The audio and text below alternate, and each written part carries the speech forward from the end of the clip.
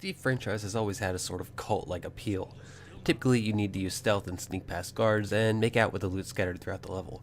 However, the way you approached the situation was always different. You could extinguish torches with water arrows, or you could knock out guards with your blackjack when they weren't looking. The choices were really all up to you. After 3 outings in the previous years, the Thief franchise has finally received a reboot, much to the like of Tomb Raider's 2013 release. While players new to the franchise might be turned off by the not-so-impressive opening segment, I'm going to press you all to continue playing. Thief is actually a positive experience for the most part. The few problems that arise with the gameplay, which are certainly tangible, are largely overshadowed by the addicting stealth mechanics and the replay value. I could proudly say that Thief, while it might not be the strongest entry in the series, is at least worth your attention if you're a fan of the stealth genre. It is also worthy to note that I am playing on the PlayStation 4, and I am a fan of the stealth genre, but not necessarily the previous Thief games. I've briefly played some of the other titles, but I've never really played them enough to have an opinion on them. So I think it's fair to say that I'm coming into this as a new player to the franchise.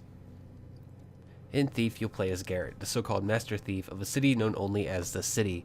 Now, I'm not exactly sure how he makes his living, but I'm going to assume he steals various items that may or may not be worth anything and then sells them to his friends.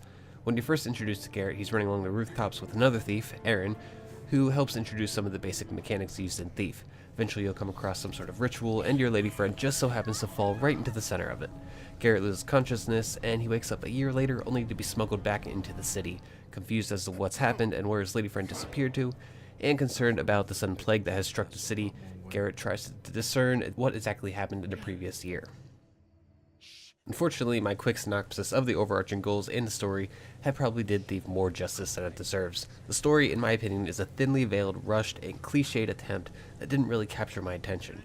There's not really any reason to care about Garrett, Aaron, or any of the other people that you meet, just because they're so freaking generic.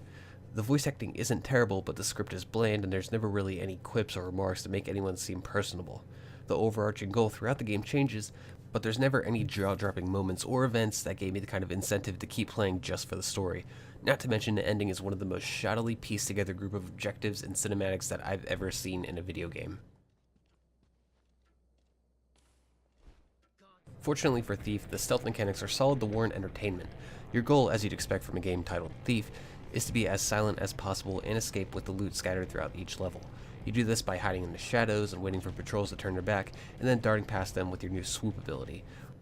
I've heard some people are on the fence about Garrett's swooping, but personally, I enjoy it as it's useful and the movement is actually kind of satisfying. Most of what you'll be taking consists of dinnerwares and candlesticks. Garrett isn't exactly the most regal of thieves, but he takes what he can get.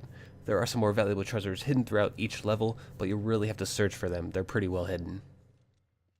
New to Garrett in this entry is Focus, a limited resource and state of mind where Garrett can perform actions very quickly and efficiently.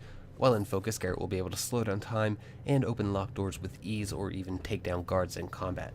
I'm going to be honest, I wasn't a huge fan of the whole Focus thing, so I hardly even bothered to use items to refill my Focus meter. I spent most of the game trying to be a ghost, and when I was spotted I simply ran away to hide. I suppose that the Focus mode is simply a way to appeal to a different kind of gamer, so it's not necessarily a bad thing, but it just wasn't for me. I don't think there are any situations in the entire campaign that actually force you into combat. There's no need to kill a single soul if you don't want to, and that's the way I chose to play. While I wasn't exactly successful, I found situations where I was in combat to be mediocre because, well, Garrett's a vulnerable rogue. The goal, as far as I'm concerned, is to stay out of combat as much as possible. Sometimes it is tough, though, because the artificial intelligence of the guards. While playing through on the master difficulty setting, I found that the guards were competent, yet at other times they were completely oblivious. There were many times when a guard clearly should have spotted me sulking past him, and then there are other times where they spot me in the darkness from 50 feet away. I had one guard watch me go into a closet to hide, and he literally ran up to the door as if he was about to open it, and then he just turned and walked away. The level design is thoughtful enough that you'll have 2 or 3 approaches to every situation. After a very linear and unsatisfying introductory level, the game does open up a bit and allows you to play however you want. You'll have several tools at your disposal, which mostly consist of different types of arrows for your bow. You'll have the standard arrow, which can be used to distract guards, water arrows to put out torches, rope arrows to climb onto predetermined points, and several others. These arrows let you have enough creativity to really approach any situation in whatever fashion you desire.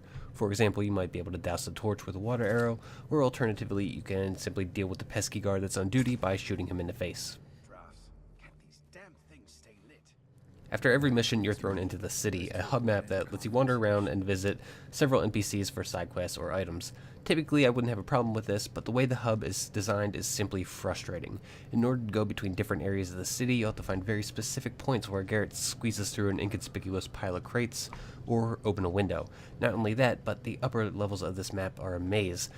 Simply following your quest marker does not work. You'll need to find some roundabout way to get to your destination.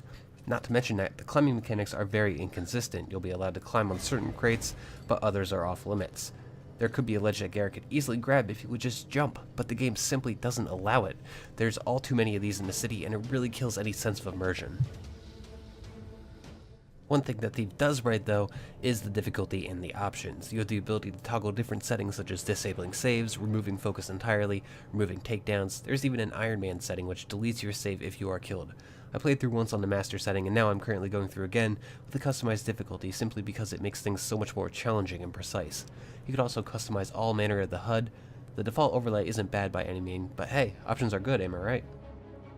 While I played through Thief on the PlayStation 4, it certainly didn't feel like it at times. Thief has a really bad and strange habit of stuttering and becoming out of sync, but only during the cutscenes.